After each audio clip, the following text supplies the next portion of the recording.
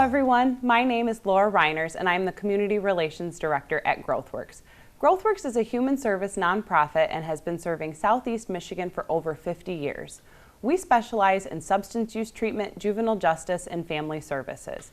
Our goal is to ensure that all Canton Township residents know about the services available to them as well as individuals in the surrounding communities. On this program, we will invite GrowthWorks staff and other community partners to join us and share the work that they are doing to help individuals restore hope, embrace change, and improve their lives. Today we have with us Renee Glass, who is a social worker embedded within the Canton Township Police Department. Renee, thank you for being here with us today. Well, thank you for inviting me. I'm very grateful. Well, this is a great opportunity, and we'd love to just share with our viewers a little bit more. So tell us about yourself. A little bit about me. Well, I'm a clinical social worker. Okay. I also have multiple other letters to put behind my last name that I don't, because it can get quite embarrassing. But also in something to be very proud of, I'm sure. Yeah, but in the world of social work. So I'm a clinical social worker. Okay. And I hold 3 degrees. So I have a degree in psychology, sociology, that was one. I have a bachelor's in social work and then a master's in social work. So I really consider myself more of a scientist. Okay. And social work is very science-based. It's not, I know. You don't tend to hear that very much. I know. So tell us a little bit more about how you approach then that social work as a science. As a science, we have validated theories that we've researched, that we've taken from other professions that have researched, and then we borrow. We're very good at looking at what's available first. Okay. So if psychologists did this test and can do this, we're going to learn that and be able to do that same test. Interesting. Because they already have all the evidence to back it up that that works for people.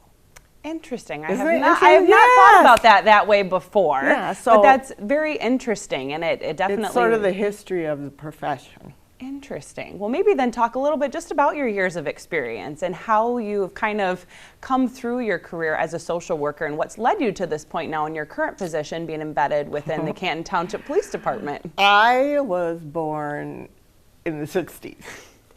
That's all I'll say. Okay, we'll leave it at that. Year. We'll leave it at that. So I grew up and graduated, so this is going to give it away, from high school in 1980. In 1980, yuppies were everywhere. Getting that MBA was what it was about. All my friends were doing it. We were all doing it. We were all in the DECA clubs, the marketing clubs, all the clubs. We went down here. We did competitions. I went to school, and that's what I wanted to do so bad. In the first 2 years, I had a lot of business classes. Mm-hmm. And I really liked economics. Okay. And I really liked business law. But I didn't really like the rest of it. And so what I really liked was people. Ah, I see. So I switched majors. Okay. And at that time, social work was not popular as a profession. And they actually closed the social work program at Central Michigan University. So that's why I got the psychology and the sociology. Ah, I see. So then after graduating, how were you using your degree? At that time, the state and the morphing of this profession, this practice, because it is, used a certification process instead of a license. Oh, okay. So you could be like a technician, or I was a registered social worker because I had a bachelor's degree, and you had to meet certain requirements. You didn't have to have a degree in social work, but you had to meet some other requirements. Okay.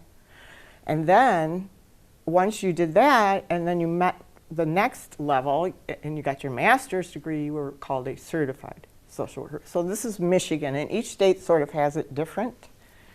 So I was not aware of that, and definitely hearing much more of the profession around social work and just the evolution in that. And I'm sure I would be very surprised to hear that back in the 80s that there was very many social workers embedded within police departments. Oh, no. In fact, I've learned the history. So share with us a little bit. The first social workers were in Chicago. Okay. around the 40s, I didn't bring the stats, they were police officers. They had dresses on, they were carrying a big old sidearm, but they were social workers that were made into police officers. And their job was to go into Chicago and help those folks that were struggling, that the police had already figured out were having a problem. Yeah. So tell us a little bit how that compares to some of the work that you're doing right now. Well, that work was probably more around a basic need. Okay. Housing, clothing, food. So those kind of social service acts are basic need acts. Okay. And then how is that different from some of the things that you're assisting the police department with now? The police department in Canton is wonderful. They are. We're very lucky to have them. I had no idea until I started working here, honestly. They are community minded. Their goal, the goals they want me to do, the overall goals for what we want, safety for our residents in the township. And not just safety physically, safety emotionally. There is no safety if you're not emotionally safe, because that's the next rung up the ladder. Food, water, clothing, safety and security. And with so much trauma in the last 3 years, we are in a mental health crisis. I belong to the National Association of Social Workers, and I also belong to a Michigan advocacy group. Okay. That we look at the legislation, we advocate with legislatures, we do education, lots of things. Sometimes it's loud because somebody has to have courage. We are in a mental health crisis. Canton Township had courage. They were brave. They did something that has not been done since the 40s, and only one spot that we know of. Lansing did, and they have a new one in Lansing now, but there was a struggle there too. These are huge, multifaceted systems. Yes. And we are trained as systems scientists. Yeah. So we look at a person as a system, because you are. And then you belong to another system, your family, and then you belong to another one. And then there's these over here that bother you, or there's these systems over here that help you. There are a lot of external factors. Yeah, lots. I like your word. Bother. I like bother, but or these ones that help you. Yeah.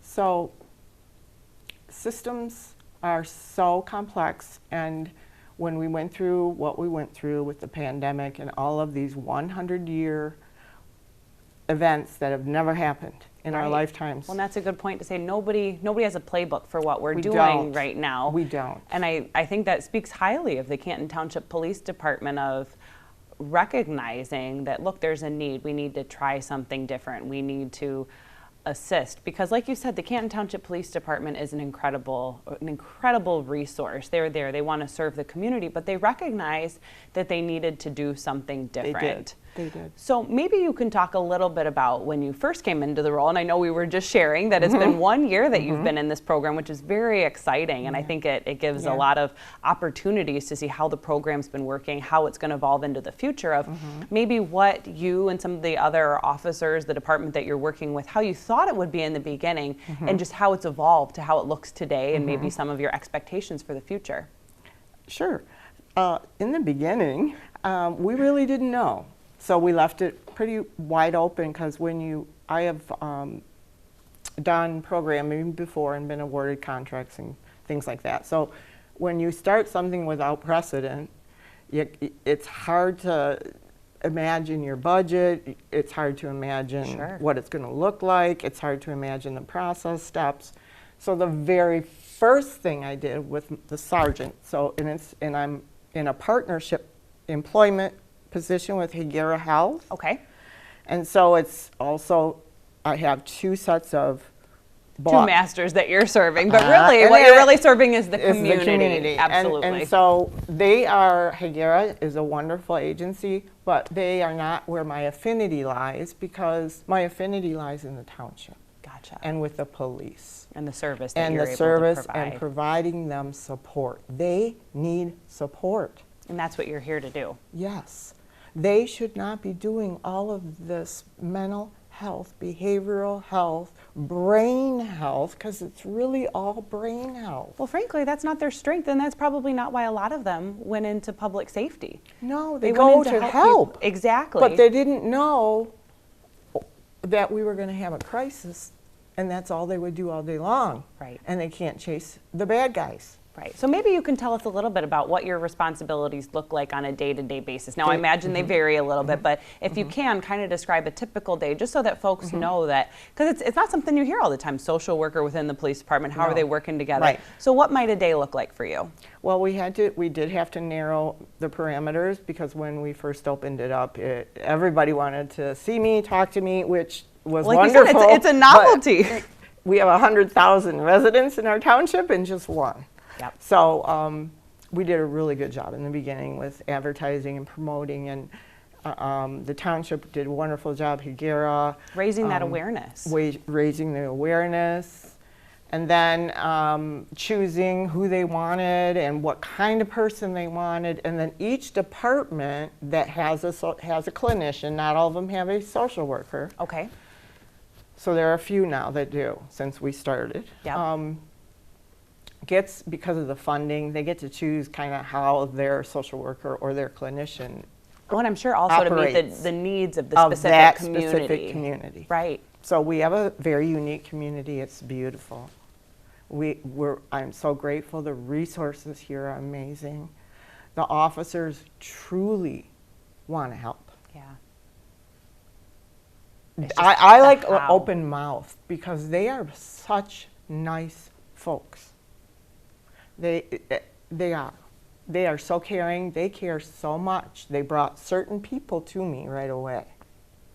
And they were people that were struggling in the community and that were coming into contact with the police over and over and over with severe mental health concerns. And we have a broken system, so none of these folks were getting help. I think that's something that we face definitely a lot at GrowthWorks, and I know we've partnered with you, is that there's a significant challenge, and as much as mental health is the challenge, I think probably one of the bigger challenges that the community as a whole is facing is the stigma. So much stigma around mental health, substance use, suicidal ideations, and I think the biggest barrier that we see is that people don't talk about these things, and if they do, they don't know where to turn. So that's what we see is your role is such an incredible opportunity for the community, is that it helps break down some of those barriers. To me, it's the Canton Police Department saying we have a voice and saying, hey, we know these things are going on. We don't know exactly how to solve it, but this is the resource. You're that resource broker who knows about the different services, knows about agencies and the connections to Hagera Health, to GrowthWorks, to other community partners, and how you're playing that piece and that continuum of you're working with the police departments, getting connected with individuals, and then helping them get to where they need to be. Yes. So a typical day, and that is, you just described it, you did beautifully. Typical day, I come in, I get referrals from the officers from that day, previous night, weekend. I come in, I weed through those, I look for any emergencies that emergent, like right now, because I operate right now. Or on a crisis model. It's a crisis emergency model. It's all I do. Because there's so much need, and you have to. And that's all I do. You have to address those immediate needs. The immediate folks. So we also have a triage. So I get the referrals, they're triaged from the officers, and that's the only way I can take referrals, because when we opened it up, the need was so great. Yes. So we closed it to only referrals. From the police department. From the police department. Okay. From specifically officers. So then you get those referrals, and then you're reaching out to the families. Tell me a little bit more about how that works. Then if they've already had the officers, I reach out to the family or the person, and I tell them who I am. I do a long informed consent process, because social workers, we have to. Here's who I am. This is what's confidential. This is what's not. Here's where I can guarantee it. Here's where I can't. Right, because you're looking out for their safety. Yes, and they need to know exactly what's happening, because what happens is during my day I get called. So I might be doing something and then I get a call. Can you come help us? That crisis, that immediate That immediate crisis yesterday. Can you come help us?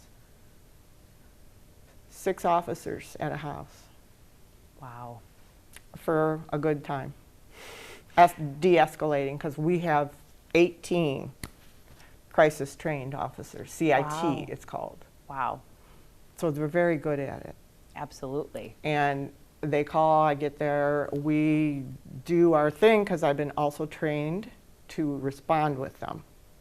So I know how to stand, I know what to watch for. I wear sometimes a vest if it's very dangerous. Because it's also important to protect your safety as well. Well, it's officer and social worker safety first. It Right. really is. I hate to say it, but that's how the training for the crisis intervention is taught. But if you've ever been on an airplane, what do they tell us when you go on the airplane? You have to put your oxygen mask on first before you help other people. And maybe you can speak a little bit about that as well, that I think that that's Oh, the stress? the stress. Because as much as you guys are seeing so many awful things, so many challenging things, you're truly feeling that burden yourself, and that you are feeling those things. So maybe you can share just a little bit, what are some of the things you do to make sure that you're taking care of yourself so that you can help other people? Because I'm sure we've got some social workers, other caring professionals out there, and it's helpful to hear, what do other people do? Because it's not what we intuitively think of. We all want to No, be, we're we all were helping. helpers. We're service organizations. So It's but so what do you hard do? for us to not. Right. And so we have to put those boundaries in place. That's another good point. Because we want, my first response, Laura, is go, do it. Run toward the problem, run to the danger. Right. I'm not a runaway. So there's different personalities also. So you got to have that kind of a personality if you want to do this kind of work. Yeah. But you also have to be able to maybe have those people around you, that Yes. those team members to help say, Yes, for the additional safety. right, Absolutely. right. Absolutely. So these are higher risk situations that we don't want to see be as traumatic, because 5 days in a psychiatric ward, I've been to all of them, I've seen them all, Yeah. I visit people on them. If we can avoid that, if If we we can can help avoid provide that, resources. that is also an area that traumatizes, just that hospital. Right. You're absolutely right. And I think that that's a key of this program. We're very fortunate in this area here in Southeast Michigan. We've got amazing healthcare providers. Yes. But I think that that's an amazing part of your role in what the Canton Township Police Department is doing, that maybe that doesn't have to be the only outcome. Maybe something Yes. can be done sooner on. Yes. How do we go further up that continuum, help a family get Yes. resources, or just even knowing that the Canton Township Police So, Department has a yes. social worker, that they can get help, or say, you know what, maybe something just doesn't feel right. That it's like we don't have to have a mental health diagnosis yet, because I know there are plenty of us that we struggle with things on a day-to-day basis, but we don't have that diagnosis. But how do we take steps? And maybe that's something you can speak on, is just how do we take steps before we've gotten to that moment of crisis? Okay, before we get to what steps before the moment? Yeah, how are we How- as a society, or how can we help the community? Just how do Well, you encourage them to early reach out to help? intervention. Early intervention. Now Yeah. I understand what you're asking, sorry. No, that's But okay. early intervention, yes. Young people, youth, growth works. You guys, your reputation from working with our youth and our substance users is phenomenal. It's phenomenal. Thank you. And we're We just one of the need many you. resources that you reach out to and that you're able to Yes, refer families just one of the to. many. Because when I refer to what's going to fit them best. I'm not going to refer based on my employment situation or if I know people at a certain place. What fits the person in front of me best? And that person in front of me can be 5 family members. Because folks that are very chronically mentally ill Yeah.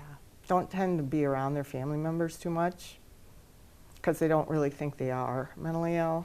And so there's lots of, and it's it's called anosognosia, A-N-O-S, anosognosia, I can't say it. anyways, we see it in the brain now Yeah. on these very chronic folks. Same thing, it's damage. We've got to get it early. If we get it early, the damage doesn't happen.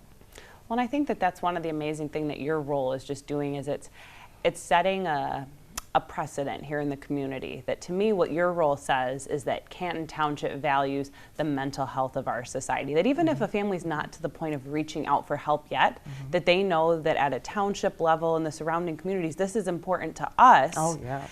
And it maybe makes people think a little bit differently of just it's because you don't hear about that No, in every community. no, you don't. You don't see And- that there's that importance of how do we get people help? How do we Right, recognize right. that there are things that we can Right. do? So the township is so encouraged. I'm an old school social worker, mental health, out there in the community. Yeah. So I walk through the woods, I find the homeless camps, I know the homeless folks now, I know who to talk to so I can find out about other people. I did that like first. Because lots of those folks are, honestly, they're just fine and they don't accept help because they make pretty good money with what they do. Sure. And it's not illegal. So I can offer, and most of them are actually quite content. So then I do that, and then if there are people that seriously want services, then I set them up quickly. Yes. And I have to do all this very quickly. I have to gain trust, gain rapport, and these are all skills I learned when I was first here, and I had to work for 10 years. When they emptied the state hospitals. There was a shift in mental health and how the state And was that's addressing how it. I started. And the program was called Assertive Community Treatment. Okay. And it was new, and it was innovative, and it had lots of funding, so it worked for a while. I did it for 10 years. Wow. Then the funding shifted. Then it wasn't as important. And then, you know, the fidelity of the model. We're not going to keep them forever. No, we're not having any more lifetime people. So things change. Things change. And I think that that's something to keep in mind for this program and other programs that they're going to try. So it's just, if you had to give a piece of advice going forward from the year that you've had within the program, even if things change and evolve with the program, what do you want the community to know about your role and about the services that you're able to just provide? Well, my role is to assist family members and or a person who is experiencing a mental health crisis of some sort. And it doesn't matter if it's because there's a domestic going on. It doesn't matter. Right. You're here to support. I'm here to support. And I treat each brain the same. So if there's a victim in front of me, they get the same amount of time and attention, and I do give them because I don't have an insurance company telling me I only have 15 minutes. So I can actually Give them do the my attention they job. need. For the first time in my life, I'm 60 years old. I cannot tell you how grateful I am to Canton Township. Well, I know they're very lucky to have you. And I know that there's so many amazing things that you're able to do at this job. But Renee, tell me the favorite thing or your favorite thing about working with the Canton Township Police Department. The fun. Yeah? I love fun. Yeah. Yeah, the camaraderie. Lots of community events.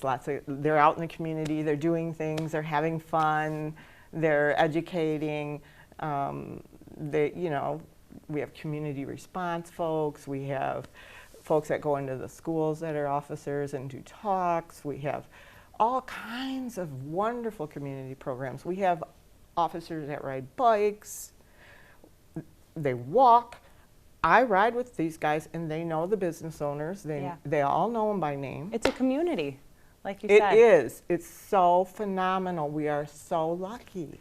And I think that that's a great place to end, because I think with everything that's been going on and all the changes of the last few years, I think that there still is definitely impression of what police and public safety is. And now that's not to say that it's a perfect system. There are very few perfect systems to take us back to the beginning.